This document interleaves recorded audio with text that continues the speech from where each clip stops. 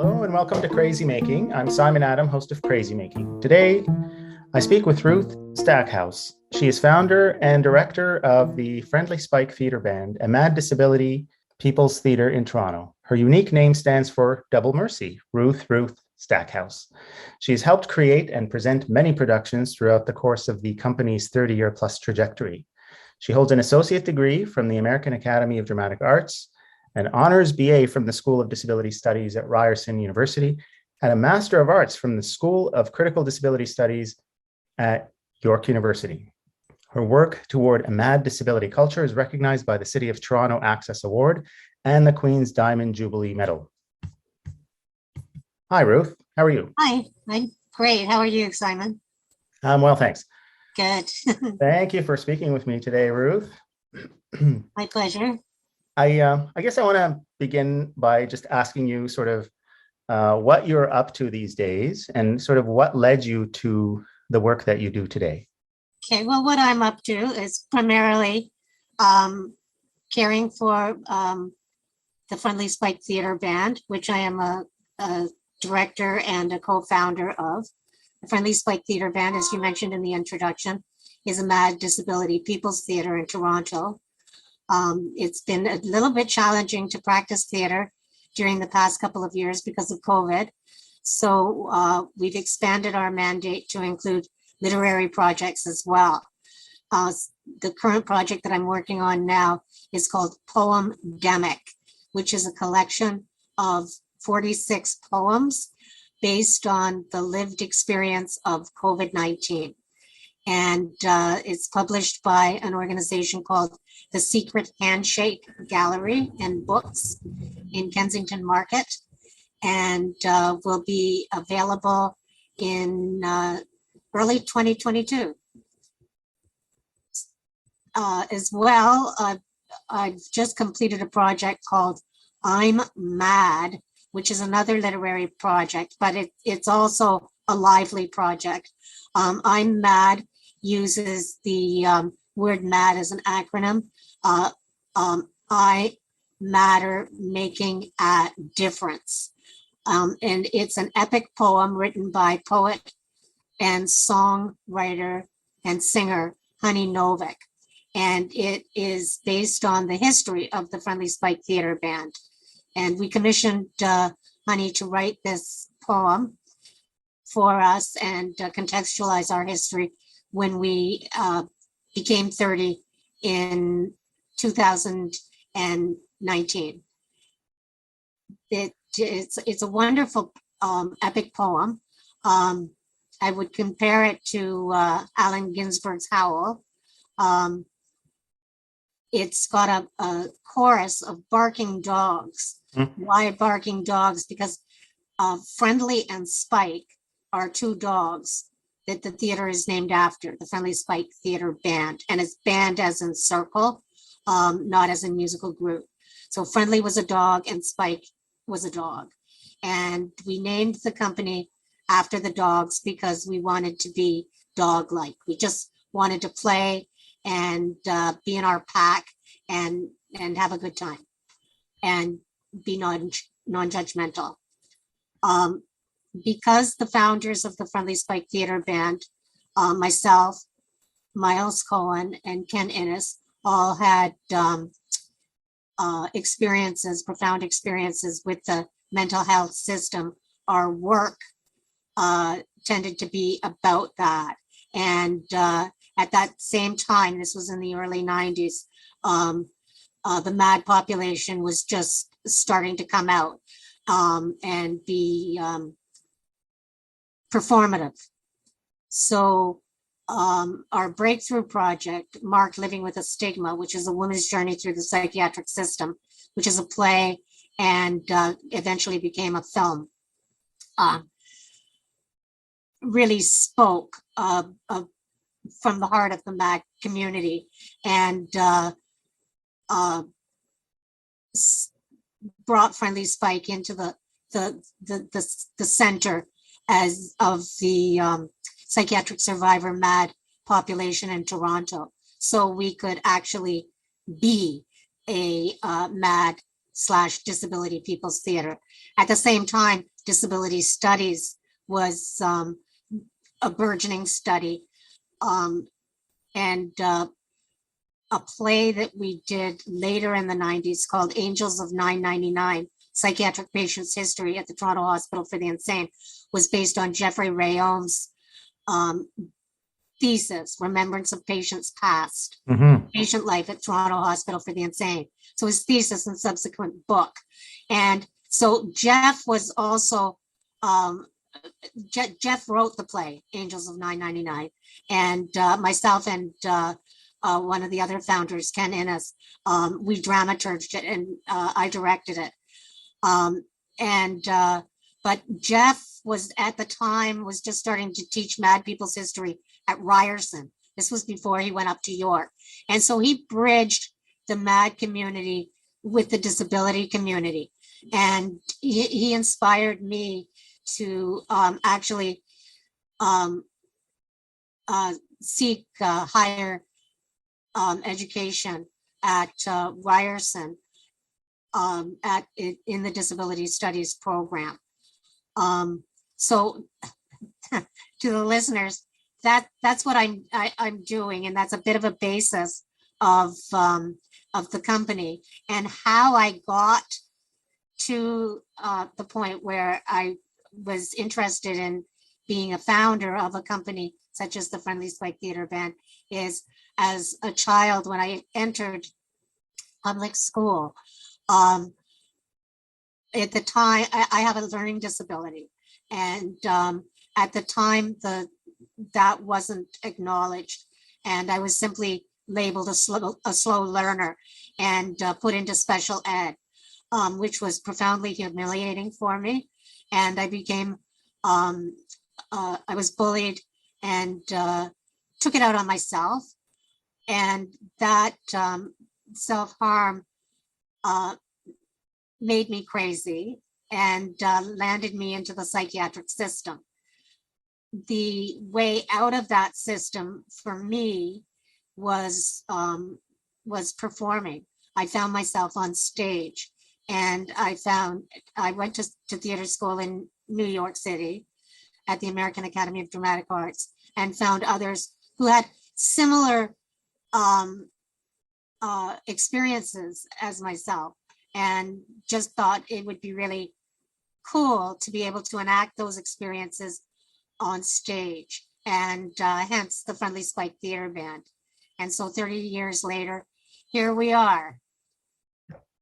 Awesome. Thank you for that history, and very, very interesting stuff that you do, Ruth. I'm always fascinated by your the productivity that you put out there. I'm wondering if you can just talk about a little bit of, you said the way out of that madness, or maybe not in those words, but the way out of that madness was performing. How is it that performing helped you exactly? What did it do? Well, it was something that I was as good at, and it's an expression. Also, too, it's not just performing, Simon. It's also playmaking. The plays that the Friendly Spike Theater Band has been able to make with other members of the collective has been able to speak about our experience from our own viewpoint. So we've been able to get what we've been through, our points across from our hearts, and perform them. And that has been incredibly healing. But it's also, when we did Angels of 999, Psychiatric Patients' History at the Toronto Hospital for the Insane, that wasn't our story. That was the story of patients past. But we were able to connect our own lived experience with the patient's past by enacting their history. And we actually took that play, or an abridged version of that play, to the American Association of the History of Medicine conference in Bethesda, Maryland. And I remember when we were seeking funding to get down there, I got a Canada Council Touring Artist grant. And in the description of what the funding was for, they put that I was using theater as a healing tool. Mm. And I thought, you know what, that's pretty much right Mm-hmm. for this project. Because, like I say, all of us in the cast were psychiatric survivors. Don Weiss was in the play. He played actually a psychiatrist. We I think played multiple roles. I've heard about this one. Yes. Yeah. But he played a psychiatrist. He played a farmer who was the caring father of a psychiatric patient. He played an attendant at the asylum. So Don is quite versatile.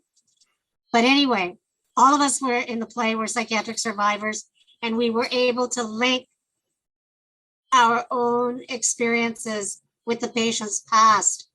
And it was incredibly healing for us and incredibly empowering for us and for the community. Yeah. So I see, so that it's not only a healing process, but it's also a method of producing knowledge, of legitimizing people's experiences. Yes. Can you tell me a little bit about resistance? Is this something you can talk about in terms of Resistance? art as Well, resistance? Sure, that's resistance is anytime a play comes out of the Friendly Spike Theater Band, it is a form of resistance, because it is coming from the hearts and minds of and the lived experience of somebody who has been through the psychiatric system, not from a medical mind. Yeah. So it's giving it it's a counterculture. Mm-hmm. Yeah. Yeah. And But also too, we've documented resistance within and promoted the idea of resistance and just personal empowerment and self-determination throughout our plays. Like in our play Mark Living with a Stigma, there's a number of scenes that reenact protests, and also too in the Edmund Jew project, there's also a reenactment of a protest against the psychiatric system. So we've actually represented live activism within the context of our art form. Beautiful. So it's not just the method itself that is a method of resistance, but also the content that it carries. Yeah. Ruth, can I just, I'll ask you a question that I ask all my guests. If you had a bone to pick with psychiatry, what would it be? That psychiatry is looking for what's wrong rather than what's right. Can you elaborate a little bit on that? Well, sure. Like as soon as you enter the psychiatric system, the big thing is to get a diagnosis. And the diagnosis is a word that sums up what's wrong with you. Like you are schizophrenic, or you are bipolar, or you have borderline personality disorder, BPD. So these are all things like looking at a person and determining what's wrong, rather than you are an incredibly brilliant mind and destined for greatness and to make the world a better place. Or you are a loving human being, a carer, and you will help so many people in your lifetime.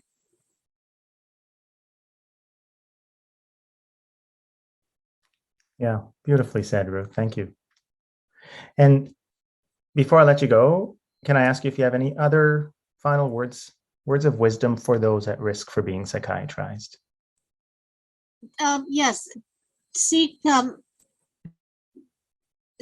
means of expressing yourself, and look at creativity as something that's available to you. There's all kinds of, if you go to friendlyspike.org, you can read all about our group. There's a wonderful writers group called Inkwell Workshops. You can look them up online. They provide writing workshops and opportunities for people with mental health issues and addictions.